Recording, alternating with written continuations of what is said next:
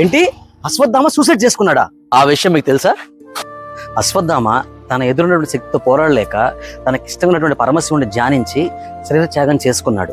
పరమశివుడు ఆనందంతో ప్రత్యక్షమయ్యి, నాయన ఇప్పుడు దాకా నీతో పోరాడింది నేనే, ఈ రోజుతో వాళ్ళ కాలం చెల్లింది, ఇప్పుడు నీకు ఒక అద్భుతమైన కత్తినిస్తున్నా, ఈ కత్తిని తీసుకొని ఈ రోజు నీకు ఎవరిని చంపాలనుకున్నా కూడా నీకెవ్వరూ ఆపరు, నువ్వు చంపే అంటారు ఆయన్ని. అశ్వత్థామ శివుడిచ్చిన కత్తితో శిబిరాల లోపలికి వెళ్ళి పాంచాల దేశస్తుల్ని, ఉప పాండవులని, దుష్టాద్భుతుల్ని అందరినీ కూడా అతి దారుణంగా చంపేస్తాడు. దీన్ని బట్టి మీకు ఏమర్థమైంది? శ్రీకృష్ణుడైనా శివుడైన ఇద్దరు ఒకటి. శ్రీకృష్ణ భగవానుడు పాండవుల్ని భోగవతి నదీ తీరం దగ్గర ఎందుకు ఉండమని చెప్పారు?